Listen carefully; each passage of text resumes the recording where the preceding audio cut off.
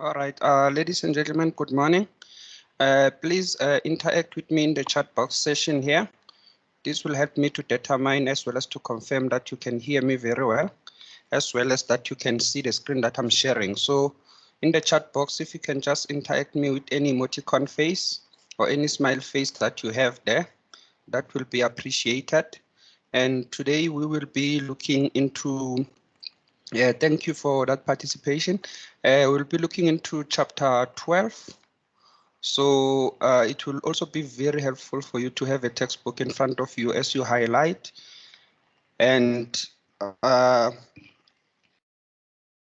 I'm of opinion that you've already done chapter 12 with Mr. Boats.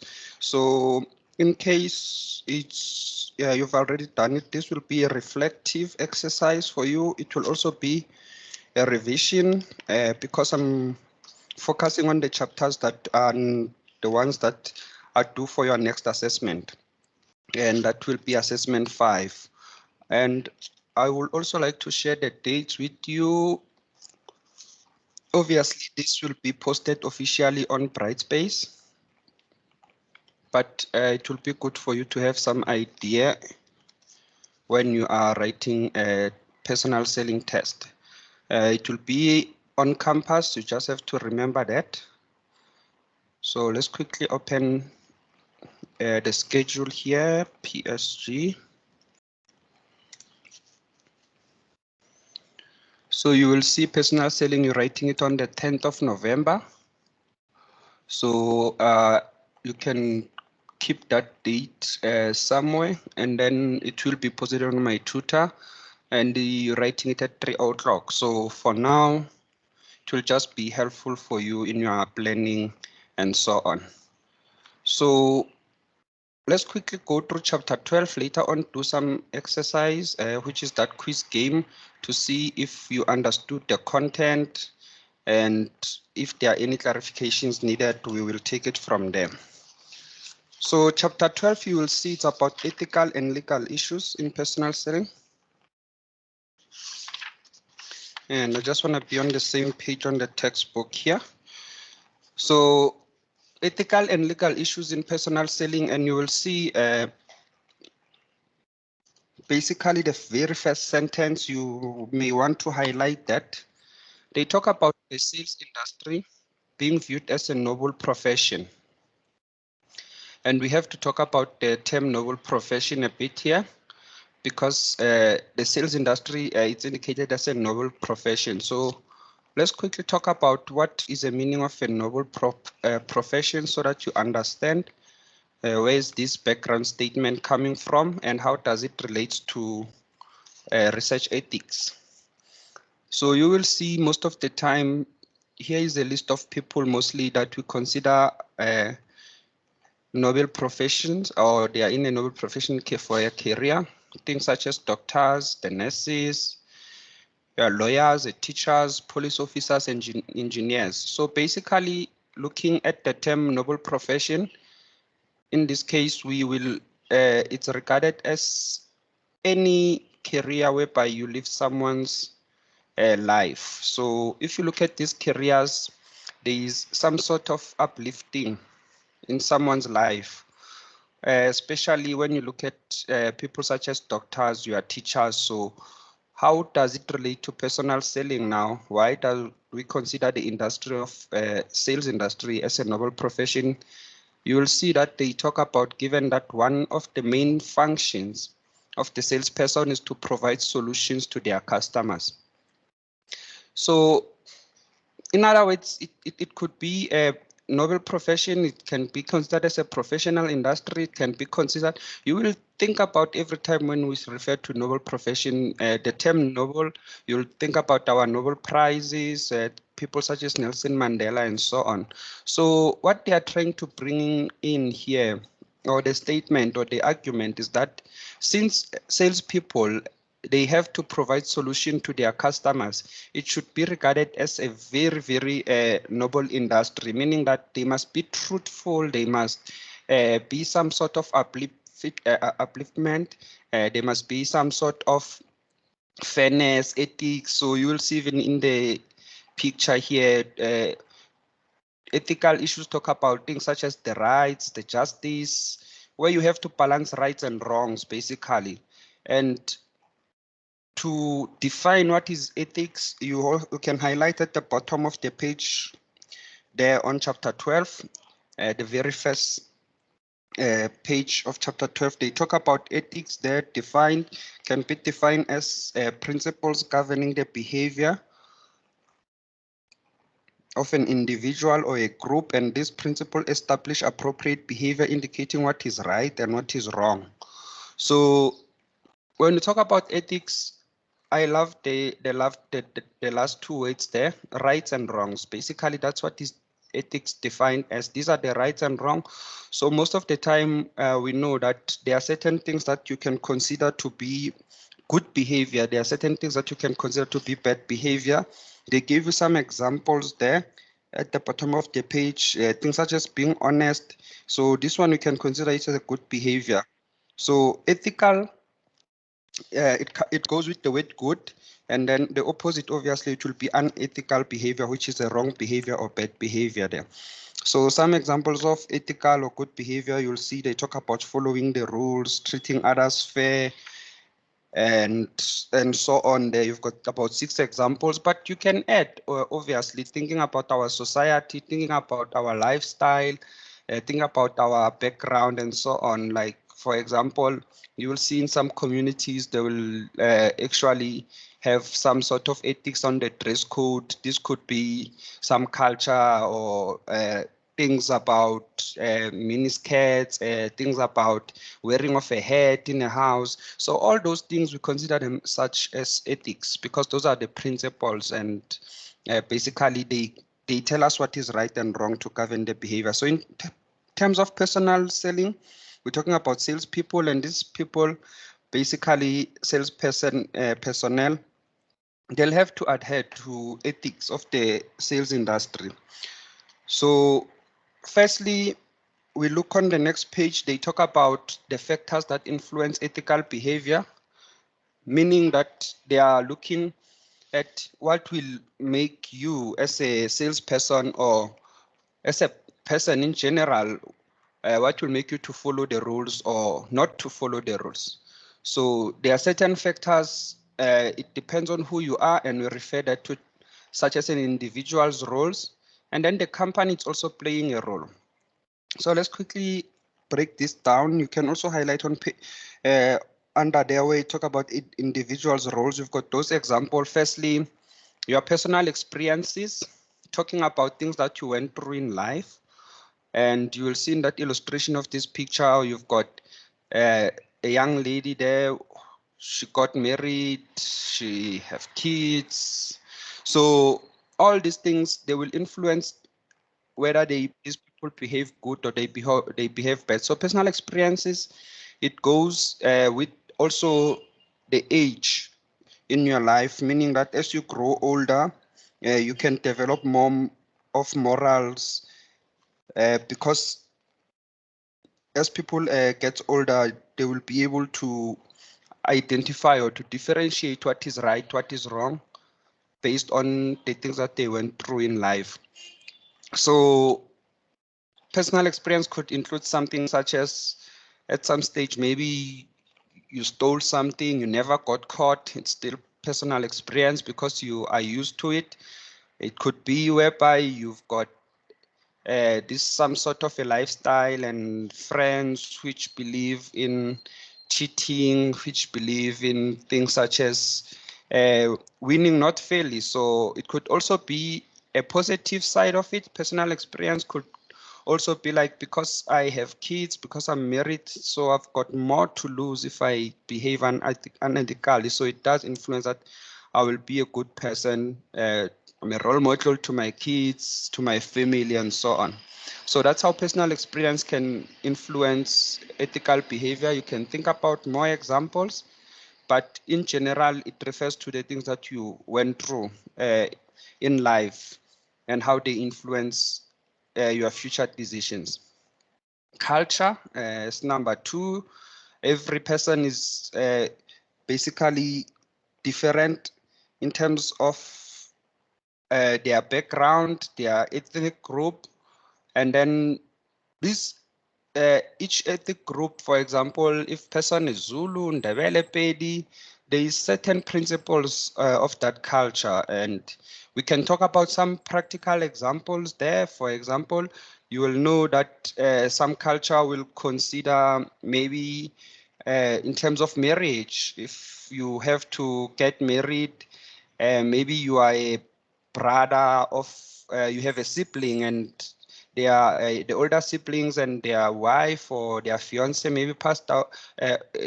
Actually, your sibling passed away and then they left their fiance. You have to marry that person. It's some cultures consider that, and that can influence your ethical behavior in a manner that for you that is a good thing. For some person can be considered as a bad thing because it's no longer about love and so on.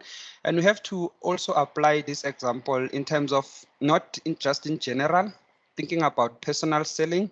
This could be things such as dress code, affecting your business meetings.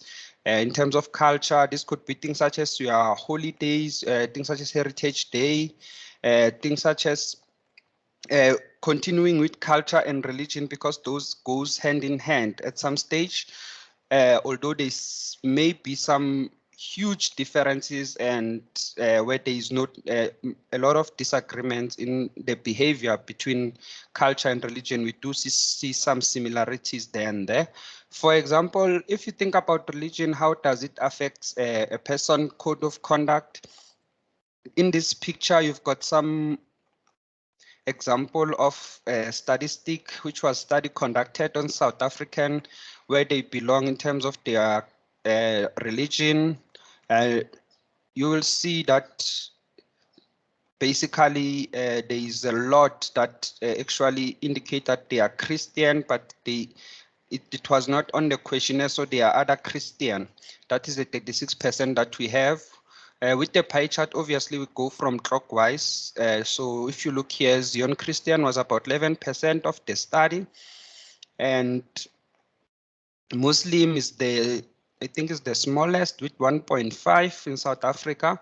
But think thoroughly here about basically what the Bible says. If you are a Christian, you believe in a certain religion, and how does it define good? How does it define bad things? Those could be things such as the 20 commandments, for example, talking about not to hate, talking about things such as not to steal, not to lie. All those things, they can affect your ethical behavior, meaning that at some stage you'll be a good person because you believe in a certain religion.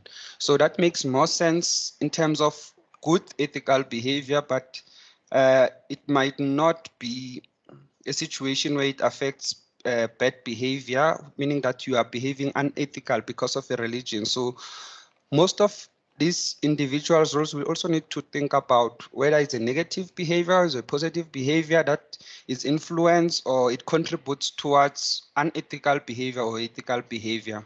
Lastly, we've got personality. We are all different. We've got different personalities. For example, you've got introverts. Those are people who actually prefer their alone time rather than socializing. Extroverts being the opposite. You've got people who are quiet. You've got those caring ones. So different characters.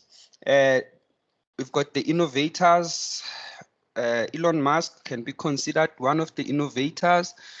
And depending on who you are an emotional person or not, it does affect your behavior. It makes sense because if you're an emotional person, you care about other people.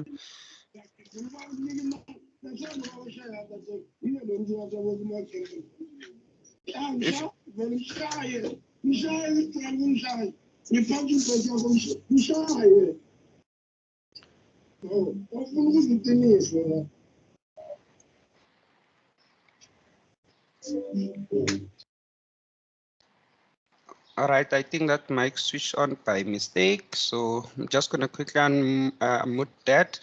And remember, ladies and gentlemen, if you have any questions or any comments, just feel free to unmute your mic and ask those questions.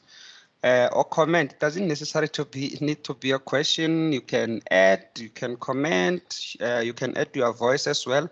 Remember, I'm not on the apps team, so I can't see if you raise hand that side. So as long as you unmute the mic, you can ask anytime. And we're still talking about personality here and how it affects social behavior. Since we were talking about a person who is emotional will usually care about others, meaning that he would hate it to see someone else suffer because of their decisions. So a person who's an introvert, it does affect how they behave in terms of personal selling. For example, because these are people who prefer their alone time, they could be using some sort of an email platform or a telephone instead of organizing or scheduling a face-to-face interview because they prefer staying indoors and so on. So it does make sense as well about who you are and how it affects how you behave towards others or ethical behavior there. And lastly, we've got organizations roles, which usually the company that you work for, it can also enforce how you should behave or some ethical issues or the behavior, good behavior and bad behavior. So usually they enforce this through policies. For example, there's quite a lot of policy on most of companies. Just to share with you the ones for our university. Some of them you're familiar with them, some you're not. For example, you can see here, maybe if I go to my emails and I just type their policy, almostly we receive so many emails regarding policy almost every day. So could be a policy on leave, policy on buying equipment, procurement, and so on. Policy on infrastructure. So there's basically a policy on everything. There's policy on assessments, investment, signing powers, all those policies for a certain company. But we'll discuss them more in relation to personal selling, which policies companies tend to enforce, and they will influence the behavior of sales personnel. And then you've got code of conduct, meaning that how you should conduct yourself while you are working for a company. Obviously, code of conduct is enforcing behavior because it tells you what clothes you should wear. It tells you basically how you should talk to other people and so on. So here at the bottom of the page, we've got some illustration. For example, a company could enforce trust. It could enforce reliability as their ethics in terms of choice, responsibility, the relationship that you should have, or what type of relationship it should be between you as a salesperson and the customers. We know, for example, the student-lecturer relationship is another relationship that is also discussed how it should be. So you will see that code of conduct, it does in a way influence how someone behaves when they work for a certain company. And then on the next page, they talk about unethical behaviors, and you will see there's a paragraph there talking about ethical areas that sales personnel regularly deal with. So these are the relationships. What you want to highlight there is the term where they talk about the relationship. I think it's the next line. Unethical situations can occur in relationships that salespeople have with their employers, with their colleagues, could be customers as well as competitors. So you will see all those practical examples or those components that they discuss under each day. They are basically the wrongs. They don't talk about the rights, so hence we refer to this as unethical behaviors. So they could be ethics in dealing with employers. Remember, an employer, it becomes a company. This is an organization that you work for. So as a salesperson, you can behave unethically. For example, most of salespeople, they misuse the expense account. And what you want to highlight under the unauthorized use of expense account, it could be that fourth line where they talk about many salespeople use their cell phone allowance to make personal calls. And you can also highlight the next line whereby they talk about this could be viewed as stealing, especially that term, stealing, and it could lead to dismissal.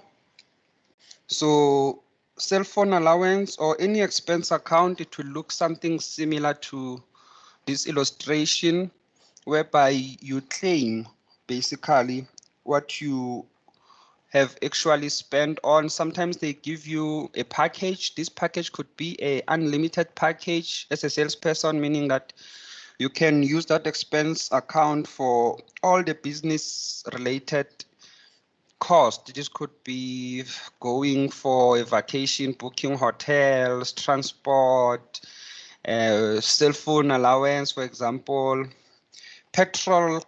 It also goes in here. So most of the time we tend to, as salespeople, can abuse that. For example, we're talking about a person deciding to take their spouse or their family, girlfriend, boyfriend on such vacation, meaning that they will book more of the cost, including the room, including the travel, and they will claim as if it's theirs, or petrol, whereby I use my car to conduct my personal trips and I claim it on company. So that's the first one that we can consider as ethics or unethical behavior with the company itself, our employer, is where we misuse the expense account allocated to us.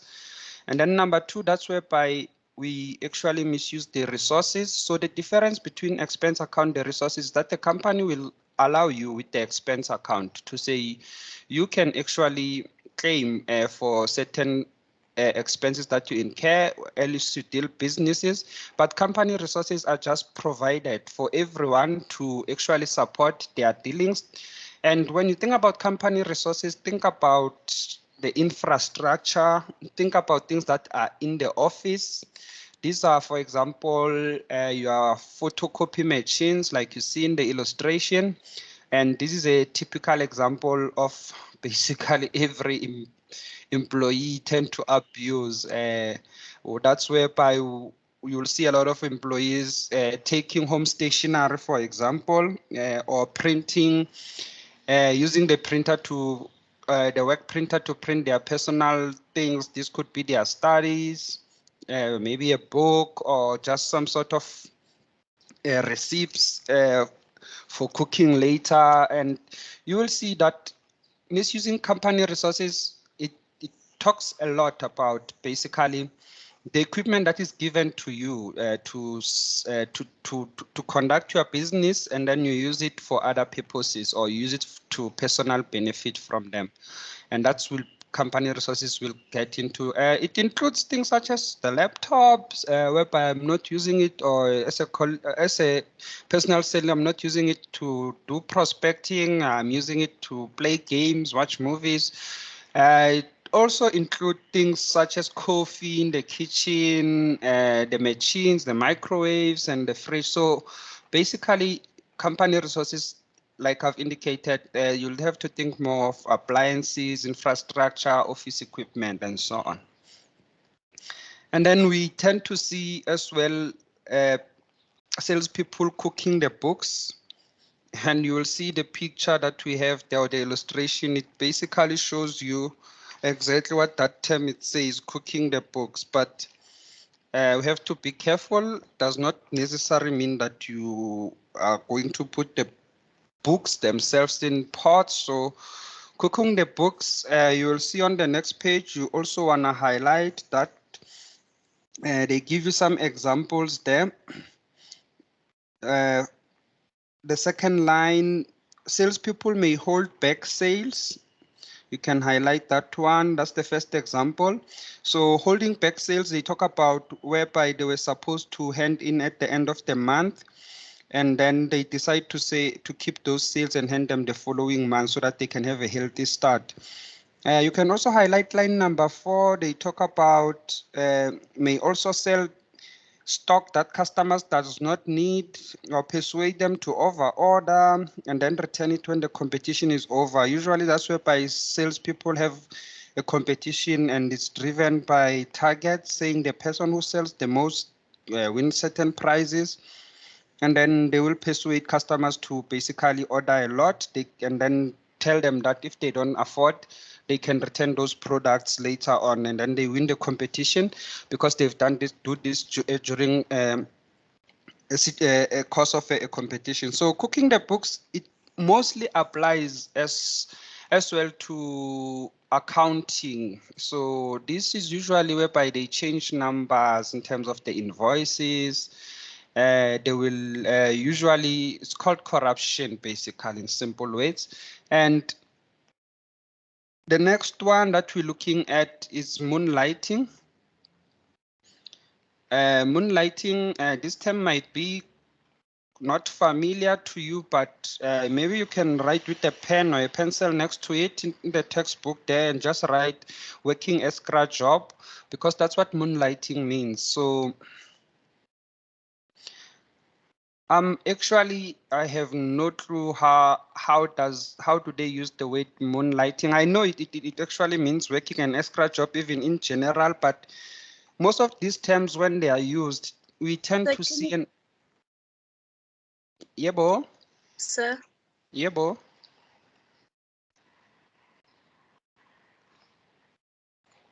I can hear you. What were you saying? Oh, I was asking, can you please explain what moonlighting means again? Yeah, when we come to moonlighting, it means working an extra job. So taking Okay, an, thank you. yeah, it means taking an extra job, meaning that I'm employed for a company, but I decide to say I need extra income, and then I will work maybe other jobs. For example, as a lecturer, I can tend to work maybe part-time at colleges. I can do research, but what we need to highlight in the textbook, they talk about, first of all, in the first line, you want to highlight the flexi hours. Most salespeople work flexi hours, flexible hours, meaning that they don't have to stick to 8 to 4 or certain time period. That will be meaning that they can work from home and so on, but they tend to abuse that system. And what you want to highlight as example, line number 4, they talk about they can enroll for a full-time course while they are working for a company. And then the next one, they say take part-time job. You can highlight those two. Those are practical examples of what moonlighting is. And the important aspect that they also highlight in the textbook is the last sentence, meaning that if they decide to do that, this should be in line with the company policy and not interfere with their primary function. Because at some stage, moonlighting can also work on a positive side. You just want to have enough income, as long as it does not affect your primary function of the job, or maybe on the company policy. They allow you, most of the time they won't allow you, because you tend to work for competitors, you get the information, and or you share information with the competitors. But what I also want to highlight is that the biggest competitor in personal selling, or in general in marketing or in business, it's usually the employees. So employees or the staff is the competitor of the company.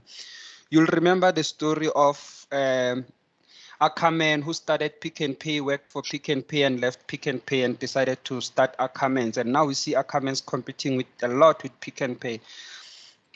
And basically that's moonlighting. And then remember, every unethical behavior that we have here. Sorry, is there a question or a comment? I hear mic on there. You'll remember all those practical examples that we have here are regarding us as personal selling or sales personnel doing unethical behavior with the company itself. So you will see bad-mouthing employers. Most of the time, what happens is that when this test is given in the assessment, you will see students writing bad-mouthing employees, and it's completely a different meaning. So it must be about employer. So in other words, that's whereby I'm working for a certain company for BMW, but I talk bad about BMW. I talk bad about my colleague, which is my supervisor. So when we're talking about colleagues, in this case, we are not talking about people on the horizontal line with me, meaning that these people, we work for the same company. I'm talking about people who own the company. So those are your CEOs. If I have anything bad management, it's still an employee that we are referring to there. And this unethical behavior now, it's related to colleagues instead of employers. So you will see the first one, it was basically employer, the company itself and the management, but now we're talking about colleagues. So in a textbook, you will see it's towards the end of the page, but in the slide is the second one, colleagues. I'm just following a logical manner here that we work for a company and then we meet people and then we've got colleagues there. So the first one that they talk about here is sexual harassment. Every company, they have a lot of policies on sexual harassment.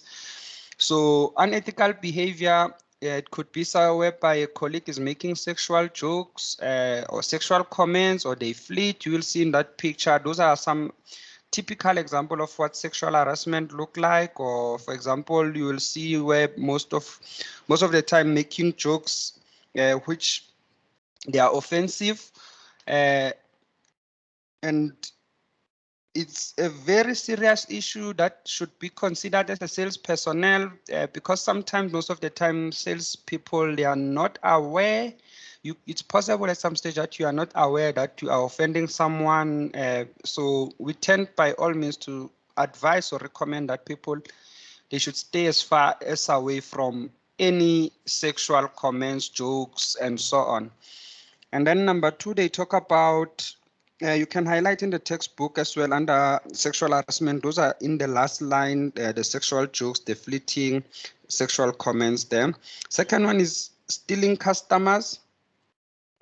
Remember, this is an unethical behavior between a colleague and a colleague. So it's an unethical behavior between a salesperson and another sales personnel. So that will be obviously approaching their customers or their prospects.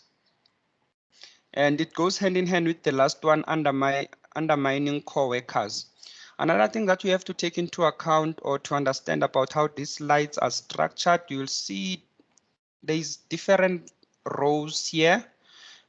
For example, the last row, I just want to show you, it talks about bad mouthing what you are talking about. It's also bad mouthing colleagues. You'll see here, it's going to talk about bad mouthing customers, competitors, bad mouthing competitors there. So at some stage, if you tend to use a visuals, or you're a visual type of a person, the slides are going to be helpful for you to actually answer most of questions using one structure. And now let's look at unethical behaviors in the relationship with our customers. You will see now we go back in the textbook. Basically, here you've got quite a lot. And anything that deals with customers, we tend to consider it very important. So because most of the time when we talk about customers, this is basically our relationship that we have most of the time as salespeople, or our core or primary relationship. So try and write NB in the textbook there, write important and so on. And this is whereby most of unethical behavior tends to happen with the salespeople. We have to put that in mind. And you can highlight as well in the textbook, it also tells you, it says, it is a common practice today for customers to try to entice the salesperson to engage in unethical behavior. The bigger the deal, the greater is the temptation to try to influence the decision. So most of the time, salespeople, even if they have good morals or these people have, they actually consider ethical behavior or good behavior, they don't want to accept bribes. At some stage, they are being offered bribes. We know in South Africa, a common example that we can use will be traffic officers with accepting bribes and so on. But most of the time, it's the drivers that offer the traffic officers the bribe itself. So even in personal selling, it's the same thing. And what you wanna also wanna highlight are those examples of those bribes there. So in that paragraph number 1, talking about bribes, what could be an example of a bribe a salesperson could give? For example, in the second line, they talk about unauthorized gifts. Can highlight that. Financial kickbacks. And now you want to understand what is the term kickback. You also want to maybe write with a pen or a pencil. It's another name for bribe. So it's exactly the same as when I say something, a kickback or a financial kickback, I'm referring to a bribe there. Free holidays, it could be another example. For example, when I give them you may want to use the word vacation instead of a holiday there, because we're talking about giving consumers maybe some sort of a package whereby they will go to Mauritius or Dubai and they'll stay in a hotel, and then in return they will have to buy. You want to secure a deal. You also want to highlight that last paragraph, the first sentence, where they talk about salespeople should also refuse bribes if a customer is the instigator. So that is one recommendation, that at some stage you will come across people who offer you bribes, but as a good salesperson, you want to refuse that. And then another unethical behavior that salespeople tend to do, which is number 2 here, they tend to misrepresent themselves or their products. But this misrepresentation, remember the term misrepresentation, it talks about lying in simple terms. So we are misrepresenting our product. You will see they talk about FAB there. You want to also highlight in the textbook, they talk about misrepresentation of features, benefits and advantages, which is the FAB.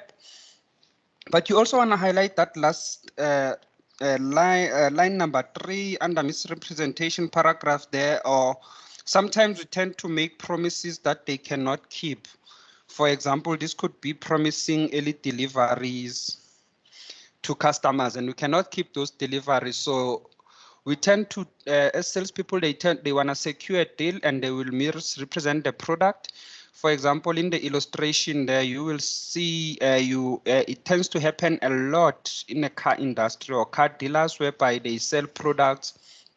Basically, they will lie about, as a salesperson, they will lie about things such as performance. They will lie about things such as the car, the model, how it competes with other models, the benefits of having that car, the cost.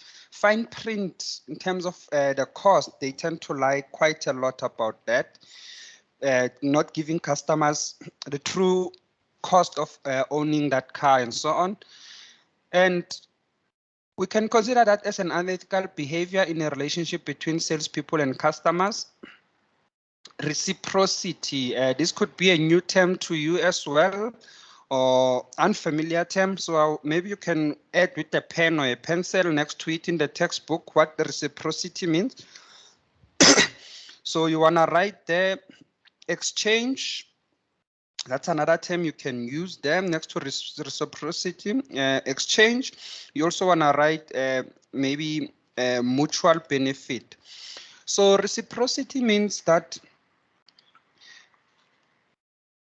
maybe you can highlight that first sentence. They say this occurs when a company will buy only from you if you buy from them. And you can see that is reciprocity. That is some type of an exchange deal whereby both parties will benefit. It's for both mutual benefit. And they give you another example there in the next line. They say, an industrial cleaning company, so a cleaning company can tell a stationery company that they will only buy stationery from them if they place an order for cleaning products. So that is some sort of reciprocity. The only thing that makes this unethical, remember, this is a fair deal between two companies or between two parties, but the only thing that makes it unfair is because of fair competition. There is no fair competition now, which means you are forced to buy products which basically from one supplier. So it's considered an unethical behavior because we see discrimination among consumers there, which is in the textbook they talk about price discrimination. It's they use that. And then you also have confidences. Basically, you also want to write that is confidential information. So if you share information about your customers that they share with you, that is confidential, and you share that information with other customers, we're referring to an ethical behavior that is happening there. You can highlight there where they talk about customer confidence. Sir. Yebo. Obuza, when you said reciprocity, sir, how is it unfair? Because both parties are benefiting. Yeah. Yeah, like I also said, I also don't think it's a really unfair deal because if I say you buy from me and then I buy from you, in other words, I'm still gonna pay the price. I'm still gonna follow the same protocols, meaning that you're still gonna make profit out of it. The only thing that makes it unfair is because of discrimination against other customers, meaning that, okay, so now I'm a salesperson, I'm deciding to, let's use this example that they're using in the textbook about cleaning company telling stationery company that they will only buy stationery from them if they buy cleaning products from the stationery company. So the reason it's unethical is because of the competition law. So in logic, I would understand. That's why I also agree with you, and I also mentioned it first to say, you know what, it's not an unfair deal. It's just unlawful. So let's use the word unlawful here or illegal.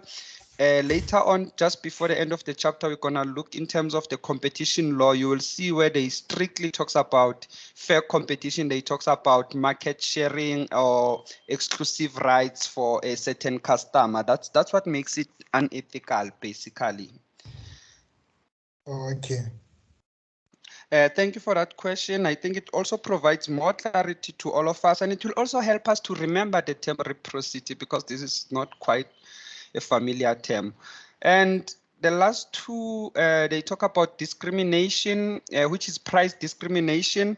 This goes back to reciprocity again. So price discrimination, what it talks about is that if you are giving customers the same product at different prices, you are doing price discrimination. And this also happens, and you will see now in a textbook. Let's start by highlighting on price discrimination. You want to highlight the second line talking about different discounts, same quantity. So that's where we see price discrimination. These people bought the same quantity, but they received two different discounts. And this is considered an unethical behavior because of Consumer Protection Act. So once again here, I would love to use the term unlawful behavior or illegal behavior instead of unethical behavior, because at the end of the day, if you decide to say this person qualifies for a higher discount, although they bought the same quantity, maybe it could be because of the long period or the years of the relationship you had with the customers. It might wanna increase the amount that you are giving to them. You know, with some insurance companies, for example, they give customers discount the more they spend time with that insurance company. So it's not just about the amount. That should be this. That should be the same. If they are purchasing the same quantity, we also have to consider things such as the relationship or the type of relationship that we have with customers, because I don't think we should consider every customer the same in marketing or in general in personal selling. That is not a good marketer or a good salesperson, because a good salesperson, we spoke about it even in our last chapter, they customize the approach based on the customer's needs and so on. It's just unlawful or it's illegal for you to discriminate against customers in terms of price. It's based on the Consumer Protection Act, that one. Sir, Yebo. can I ask, is it possible for a well-known brand or well-known shop to have different branches but yet offer different prices when it comes to a certain location of their shop? Yeah, it is. It's very possible. I can use some examples just to illustrate for you. Let's think about petrol, something that is it's quite so. You'll think that when you go to every garage or any garage, the petrol price is the same, because that's what we are. That's our general thinking. You'll see they will say petrol will increase by 30 cents, and then any garage does that. But if you factor in location, like you've indicated, if you factor in location, petrol, petrol prices. They talk about inland or coast island. Basically, when you live in Gauteng, you pay a higher price than when you live in KZN. So for the same liter and so on. So it is possible to give customers a different price based on location. This also works in terms of the movies. Let's think about Stek Kinoke. Most of the time when I refer to Stek Kinoke, or I hear people, especially around Pretoria, they will say Sterland instead of Stek Kinoke, but we know Sterland is a mall, where else Stek Kinoke is a brand. So when you think about Stek Kinoke, at Sterland, which is a location just here, funny enough or interesting enough, that is the most cost-effective, or that's the cheapest, if I have to use the word cheap, is the cheapest price for Stek Kinoke you can get, because they consider Pretoria as a student market. But if you go to any other Stek Kinoke, the movies or the price movies are actually higher. For example, the expensive one I think is Rosebank and Cape Town, whereby tickets go such as 80 rand, but when you are talking about Pretoria, Stek Kinoke, it can go as 20-something rand. So it is very possible in terms of the location. It plays a huge role, location, in terms of structuring your price, and it's based on your cost for delivery in most of the cases. And I think your question here was referring to the discount that you are offering. Now, based on the location, can I give you a certain discount because you're at a certain location? If you do that, it's unethical. So you will see all the examples that I've illustrated before. It was not referring to a discount. It was referring to the price or the base price of the product. But now in the textbook, with the price discrimination, they're referring to the discount that you are giving, that I'm giving this customer 5%, I'm giving the next customer 10%. So even if it's on different location, it's still unethical. Consumer Protection Act, it says there must be fairness. Everyone must receive the same discount when they buy the same quantity. So it's about legal issues that we have there. And then you've got favoritism there at the bottom of the slide, whereby some customers are favored more than other customers. You are talking about preferences for deliveries, for example, that these people will get deliveries first because I have a relationship with them. I will tell them about pre-ordering of the products first, or the special. It's also illegal and so on. So most of these ethic dealings with customers, we have to consider that they are not as bad as maybe ethical behavior with colleagues or employees, because at the end of the day, we are securing the deal. It's just a matter of that we can get sued or we can be in trouble if the Competition Act and our Consumer Protection Act finds out about them. So hence we use the word unlawful or illegal behavior there. And then with competitors, it's quite these are very few examples, even the textbook, they give you 2 actually. So in the slides, you've got 3, but it's exactly the same. You will see they talk about ethics dealing with competitors. First one being criticizing the competition, bad mouthing them. So once again, if you look at this slide, if you look at this row, everything here is about basically criticizing your employer, your colleagues, your competition there. So you can use this answer almost in general when you have to give a practical example. Although we use different words, bad mouthing, undermining, discriminating, criticizing, you will see they actually have the same meaning there. Or this could be whereby you rearrange their products. For example, it happens a lot at the retail stores whereby we're trying to damage the image of the competitors. We can damage their products, or we can rearrange them so that consumers don't buy, or saying bad things basically about our competitors, which is criticizing or bad mouthing. And spreading rumors, we want to highlight that. That is the last line about criticizing the competition. They talk about spreading rumors or gossip about companies. That is unethical behavior to secure a deal there.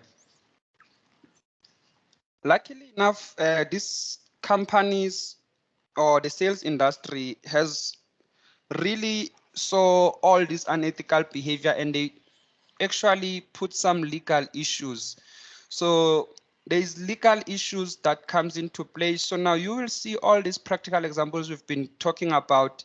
Why we consider them unethical is because of all these legal issues that are in place, meaning that to limit, to reduce all this unethical behavior, we've got, for example, if the sales personnel is actually behaving unethically or bad, we can use code of conduct. I think we've covered this so far, and the workplace policy. So the workplace policy tends to protect colleagues among other colleagues. For example, this could be health and safety policy, a disciplinary action, substance abuse. For example, people who come to work drunk or under the influence, there you've got the benefits, the travel. There's also COVID-19 policy that is actually growing now in terms of most companies. For example, this could be a policy that you should wear a mask. This should be a policy about you must be vaccinated to go to work. You know that. I think I've read an article last week about University of Cape Town. Starting from next year, everyone at University of Cape Town now, including students, there is a mandatory policy about vaccination for them. So you will see COVID-19 comes to place in terms of policies at the workplace. And then the ones that we consider important, I can also indicate here, this is basically our focus area, customers. So in the textbook, I would also want you to highlight or write NB next to these legal issues. Your Consumer Protection Act, your National Credit Act, the contract of sale there, you must know quite a lot. For example, under the Consumer Protection Act there, let's quickly highlight where it says consumer rights. So under National Consumer Protection Act, you've got those 8 bullets there titled the rights of customers or consumer right, and they say the Consumer Protection Act gives 8 rights to customers. You want to highlight right and B there. That is some sort of a typical question that it tends to come through or a lot of times in the assessments, that you should know the rights of the customers, or just indicate them or discuss them. The consumer, okay, we'll come back to it. So including the National Credit Act, let's finish with the Competition Act. The next slide will just discuss these 3 laws into more detail. So we'll come back to that one. The competition law. So I want us to come back to reciprocity again when it discussed the competition law. You want to highlight in the textbook there at the end of the chapter, that's where they discuss competition law. The second paragraph, they talk about horizontal relationships. You want to highlight that. So now a horizontal relationship, think about the word horizontal. It means that is your X line and your Y line. So now I'm taking you to Yes, I'm mathematics. lost. You are lost. Yeah, yes, thank you for saying that so that I can explain it further. So I'm searching something. So just keep your eyes on the screen here. This will help you. So Petition law, page 194. oh, okay. In the textbook, unfortunately, the textbook that I'm using, it's a different version. Although the content is the same, you will see that I'm refraining from indicating page numbers. So, yeah, the textbook that I'm using is not the same as the one that you are using, although the content is the same. So the page numbers I can't, unfortunately, highlight. Which page is that? Yes, it's 194. Okay, thank you for that. Page 194, where they talk about competition law. And you wanna come to the second paragraph. In that competition law paragraph, second paragraph, you will see the term written horizontal line there. You wanna highlight that one first, horizontal line, and then you wanna highlight the second line where they talk about price fixing, market sharing or collusion. Those are what. Let's quickly search horizontal line versus vertical lines so that you will see how it relates to competitors. So in mathematics, basically you've got those two lines, your vertical line and horizontal line there. So when we talk about horizontal competition, we're talking about direct competitors. So if we're talking about BMW, you'll find your OD here, you'll find your Mercedes-Benz in this line. Your vertical line, it talks about your distribution channel. So it talks about your suppliers. For example, the product will come from maybe manufacturer, and then it will go to the distributor, it will go to the retailer. So firstly, we must understand this vertical and horizontal line before we discuss that competition act. So they say in a horizontal line, meaning that these are your direct competitors, price fixing is illegal. And I also want you to write in words there with a pen or a pencil in the textbook next to price fixing so that you understand what price fixing means. In simple terms, price fixing is an agreement. You can write agreement between companies to sell their products at a certain price. So agreement between companies to sell their products at a certain price. That is price fixing. So that will happen, for example, if different companies, if you continue using the car brands,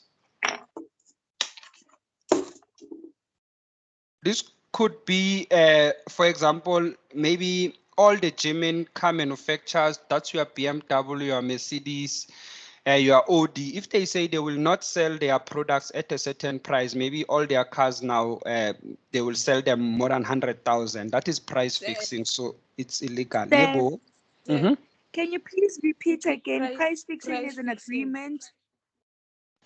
Or what you want to write there, it's agreement between companies to sell their products at a certain price. So let me quickly write it as well here. This will obviously make our job much easier, provide clarity. So the simplest definition of price fixing, yeah, this is a formal agreement between sometimes you will see the definition, it will say companies, sometimes you will say competitors to sell their products at a certain price. And then they also use the term, instead of a certain price, they will say sometimes at above a certain price. So you can meaning the same price. Meaning? The same price. Yeah, meaning that they will agree, all of them, to say our products will not be sold under 10 Rand. Mm. For example, it can be different prices. It's not necessarily the same price. It's just that cutoff that we have an agreement that when we sell our products, they won't be cheaper than this amount. So, Oh, okay. It makes yeah, sense. yeah, there've been a lot of scandals about this, even in South Africa. If we have to give some practical examples, there was about bread. You'll remember now the bread price is regulated. At some stage, it was not regulated, and your Albanis, your Blue Ribbons, they agreed that each loaf of bread should not cost less than 10 Rand. It should always be more than 10 Rand. By that time, it was still, the rand was still stronger, so 10 Rand was quite a lot of amount to justify that. So even if their prices were not the same, you will find that one company was saying 11 Rand a loaf of bread and around 13 Rand, but the agreement is that we don't sell it at the less than 10 Rand. Okay. So that's sort of an agreement. It's illegal. So please take into account price fixing is illegal against Competition Act, because it simply means that that is not a fair competition. You're not allowing other companies. Remember, these competitors is not all of them that are forming this agreement. This could be 3 competitors, where else you've got other competitors in the industry which want to sell their products at a lesser price than that. So, and now consumers will consider their products like, these ones are fake because they are cheap. Remember, most of the time consumers look at the price to determine quality. So we look at into that aspect as well. Let's talk about vertical relationship now. Remember, vertical relationship, this will be from your supplier towards the line. So what you want to highlight in the textbook is that last sentence in that Competition Act there, in that second paragraph. They say in vertical relationship, you can just highlight that sentence, in vertical relationship, and that last part, supplier cannot insist that a retailer may not sell a product for less than a certain amount. And this is price restriction instead of price fixing. So there they gave you a definition. Maybe you want to add the word price restriction at the, with the pen or a pencil there. So basically here you've got a lot of examples that you can use in a retail store. Think about a can of Coke. Written recommended price 8 Rand, recommended price 15 Rand, and so on. But we still buy it where a retailer will sell it for us at 20 Rand, at 25 Rand, or at a certain amount. And using a can of Coke as an example, this is one product that you cannot be 100% sure how much it costs, because depending on the location, I want to come back to your point again. So one of you, I think we're discussing discrimination, price discrimination, where we talk about using location to charge different prices. So a can of Coke is different wherever you are. For example, here next to Union Buildings, there is a hotel called Sheraton Hotel, whereby most of the time is presidentials who goes there and eat and so on. You'll be surprised that actually they are charging a different amount when the president of South Africa goes to eat there than when a regular person goes to eat there. They charge a different price, and you'll also see that the price of Coke is different as soon as you go to clubs, as soon as you go to restaurants, compared to a retail and so on. But now this vertical relationship and the competition law, what it says here, it says that since I'm the supplier of this product, I cannot provide price restriction to tell the retailer to say, this product you cannot sell that product for less than a certain amount. So if a retailer wants to sell it cheaper, they can do that. They've already bought it from a manufacturer. So the competition, it allows retailers to change prices as they want. In other words, there are no restrictions. Once they buy the product, they can manipulate the price. You will see a lot when retailers such as Pick and Pay, ShopRite run their marketing campaigns, for example, to say save so much on extra savings, or buy one, get one free, mix and match, all those things. They manipulate prices of the already made products. I know one of a good company which does not like this competition law, especially this vertical relationship, and that is Apple. Talking about your iPhones and so on. So Apple, it has a policy regarding their prices that you cannot change the price. That's why most of the time you will see that there is no difference in price of Apple, like your iPhone, whether you buy it from Telcom or you buy it from Vodacom. The difference is only on the minutes, like the data that you get, or your minutes, or so which is the price that is charged by Vodacom and Telcom. So they took advantage of this law here, that although the price of the phone is the same, we can give you a different package because we are actually, they cannot restrict us how we should sell our products. So that's how price restriction works. So in this slide, you basically have a summary of your chapter 12 here, but these three, I think they are the most important ones. So let's quickly go to that page where they talk about especially the Consumer Protection Act as well as the National Credit Act. So you wanna go back in the textbook now, and the first one, they talk about contract of sales. I'm not gonna go into details with this one. The contract of sales, meaning that a normal contract or of sale, it should have basically that. What I want to talk about is these two most of into detail. So the consumer rights, you want to highlight in the textbook, there are 8. In the slides there, I provide you with the 5 key ones, and I want you to understand them using a structure of Maslow. I'm sure you are not new to the Maslow hierarchy of needs. So Maslow was an author. He wrote these needs very nice for us, that every person have these needs. They start from psychological, like your food, and then you've got safety needs. We've got our social needs there, and then you've got your esteem needs and so on. These first two, these are the basic needs. We need food to survive. We need to be safe. You will see the Consumer Protection Act, it also builds up on that. It first gives customers the rights to those needs. The first one, it gives rights to basic needs.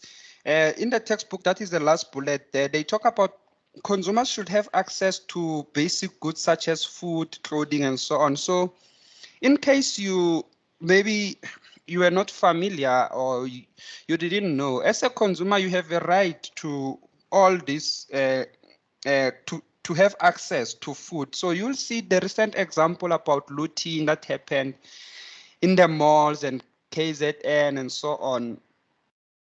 Consumers, those who did not loot, or even those who looted, the following day, they could hold on the government or the ruling party accountable if they can't find bread. You will see there were some examples whereby they were long queues and so on just to purchase bread after that looting. But as a consumer, you have a right to access to normal, especially bread. That's why they regulate the price of bread. Safety, it talks about the safety environment. So think about safety environment. It talks about your shopping environment. That it must be clean at the mall. People should be wearing masks. You don't want to go to a supermarket and catch COVID and so on. So it's part of our rights in the Consumer Protection Act. But this first two comes from the Maslow. So in future, just think about the Maslow, then you will always have these two at the back of your mind. These are the basic rights of a consumer, the basic needs and the safety. And then when it comes to the marketing and the literature now, as soon as the company is starting to actually sell information or sell products to customers, we have a right to information. So we have a right to ask about the price, to ask about the interest, if it's the loan, to ask about the car, the speed, and so on, to get a brochure for such information. I know in terms of medication, in the pharmaceutical industry, it's illegal any medication not to have that pamphlet that tells you about dosage, tells you about side effects and so on. So each and every medication must have such information. So we have a right to find out the ingredients, especially in products. We have a right to choose. That is a right of choice. For example, you cannot hold us accountable to say you should buy your brand. We can choose between among brand. If we make a mistake as customers, this is an important one that they've added. this is quite unique. Consumer have a right to redress. In a textbook, you want to highlight the term redress. It simply means address, in other words, to rectify your mistake. That's what it means. So as a customer, if I have, for example, being misrepresented, you sold me products, maybe you sold me a car, now I'm no longer happy about this car because it was misrepresented to me. You told me that you, for example, this car has some sort of an immobilizer or an alarm. Now it's stolen and it could be found that the immobilizer was not working. I have a right to rectify that mistake with you to say, you know what, I'm not going, the insurance should not pay for this, or I should be receive a claim and so on. So that's one right that it's mostly added on the consumer rights there. It's the right to redress, which is the key feature that we have there. National Credit Act. This one is also aiming to protect consumers. What you want to highlight with that, on that paragraph against National Credit Act, you want to highlight the second paragraph there. They talk about the act protects consumers, it reduces reckless lending. So you want to highlight that part where they talk about reckless lending. It happened quite often that people were given loans that they couldn't afford. So they talk about 5 key points or key features of a normal credit agreement. In a textbook, I think they gave you quite a lot. You just want to highlight 5 in most of these situations, because when you study in most of the time, obviously you don't want to be a photocopy machine to cram everything and bringing it back the way it is. You want to comprehend the information. So the more the information you take, is the more danger you put yourself into recalling that information. So let's take 5 that are most key features of a National Credit Act. The first bullet, you want to highlight the language. You want to highlight the plain and understandable there, those terms. For example, there is no rule that every credit agreement must be in English. So we just think about that, is that they don't talk about official languages. They just talk about it must be understandable, it must be plain, it must be simple there. And then you want to maybe take the third line or the third bullet. They talk about cost of credit. So now this is part of the National Credit Act, that you must give consumers a total overview of the cost of credit. Reasons must be provided. That is bullet number 5. If you decline application for a consumer, let's say they apply for a loan for a car, for a home mortgage mode, and then that bond maybe is not accepted, is declined application, the reason must be provided. For example, could be affordability, could be low credit score. Most of you are still students, but I would also advise you to start building up your credit score. So just a piece of advice, most of banks, I know Absa Bank, they have a student loan of 200 Rand. I don't think you can get into trouble with 200 Rand. So you can apply for that and just use it, pay it back, use it, pay it back. It's a nice, it's a good thing to build your credit score at that age. For example, even if you have cash to buy something on cash, you can put the money in the bank account and pay it on credit just for your credit score. Go to Clear Score and check your credit score, how it is. If it's 0 or it's too low, it might be a bad thing for you in the future when you start buying, you want to buy a car and house and so on. So that is some sort of personal advice. And lastly, the National Credit Act also considered debt cancelling, which is the last, is not the last bullet. In my textbook is the last bullet in that page.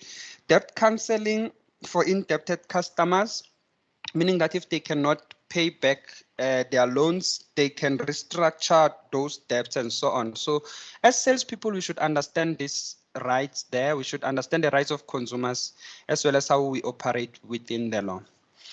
All right, ladies and gentlemen, this brings us to the end of this chapter. It will be very important for us to do some sort of a reflective exercise. So we're gonna play that quizzes game again. So it's only having about, I think it's about 8 questions. So I'm gonna make it 8 minutes. So by now you're familiar with quizzes, how it works, so you wanna have a good start on the game as well, because now your timed is live, so you can basically open a browser and go to quizzes, but I'm gonna paste these instructions quickly now, including the game code on the Microsoft Teams app. You may be taking it for granted and say maybe this is just for fun and so on, but trust me, these learning activities, we've been conducting research about them where we compare data, we do an experiment. They are quite helpful in terms of recalling content, as well as in terms of to see that you understood or you did not understood the chapter. And they also give us immediate feedback. That's why I love them a lot, because we can quickly address the situations where you had problems and so on. So use any nickname there, like I've indicated previously. This is basically not an assessment, it's just a reflection exercise. So let's quickly start the game. I wanna see game code, game code.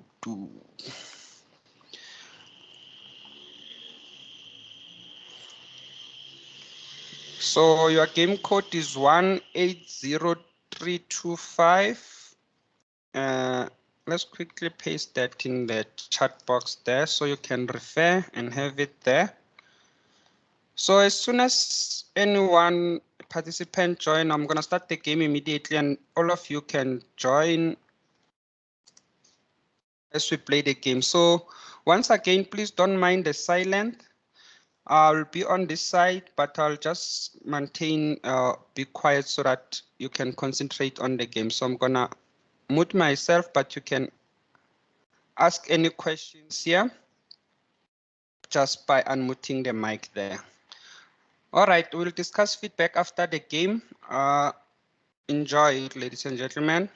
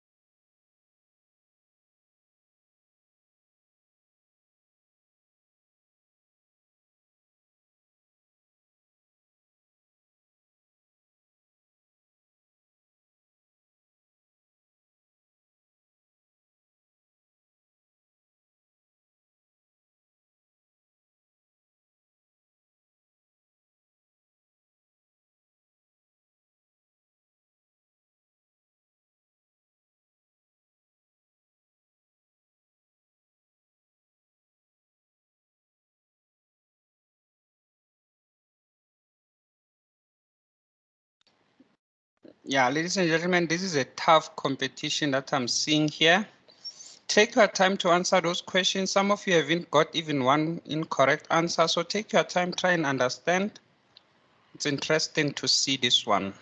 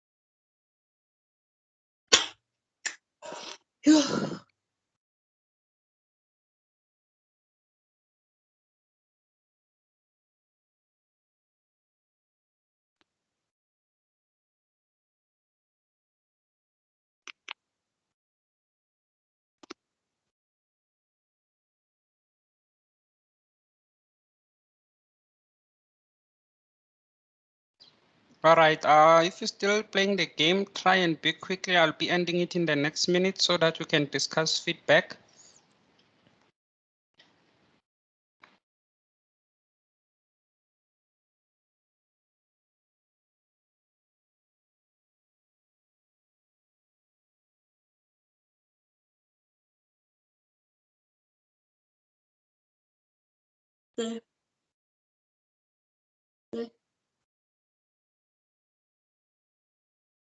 Yebo.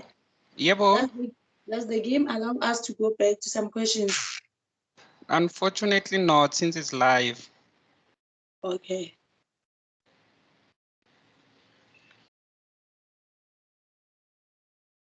Awu baba nimenere yamqale phansi manje senza njani? Qala phansi now.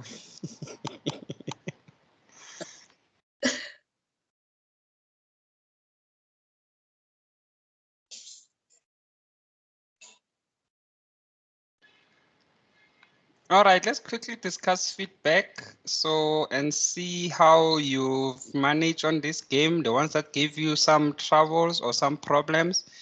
Maybe just to quickly reflect on those questions. So I'm ending the game. You should also end on your side now. Sorry if you're still enjoying the game playing there. For me to see feedback, I really have to end the game here. Firstly, congratulations, G. Maintaining the first position, scoring 100%. They're all the questions 100% correct. So G, maybe you may wanna unmute the mic there and just say a few words, some speech there. Thank your parent, thank your mom, thank your dad, NSFAS, anything is acceptable. G, let's hear from you.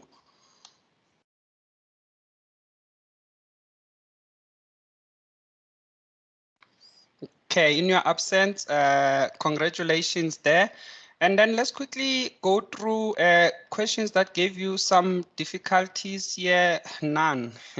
So no question gave you a lot of trouble because that should be red. You'll see the ones that with green, it means you scored them 100%. So I'm happy you understood the theory here, and I think you should be in a good position in terms of the next assessment. So I will see you again when we discuss chapter 13 this week, Friday. So ladies and gentlemen, it's been fun. So remember in the chat box here, before you leave, just comment with your mood here. Just that's for your class attendance register as well. Any smiley face there, sad face if you are not happy, angry face, happy face, or any comment that you want to write there.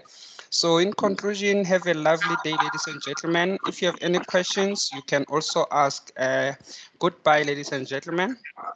Ama-recordings wathola kuphi we-class? WhatsApp. I'll send a WhatsApp group. Okay, thank you. Okay.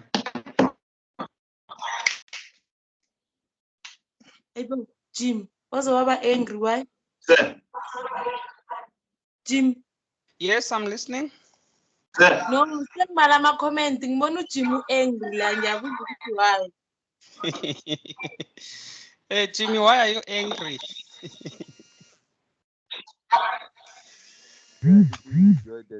You were asking a question. What was the another question? No, sir, I'm G. Oh yes, G. Congratulations for maintaining first position. The speech there. You don't want to thank anyone. Thank Mr. Masango. Thank me then. Hey, thank you. All right, it's a pleasure. Thank you for that participation. I'm gonna stop the recording here so that we can have that. And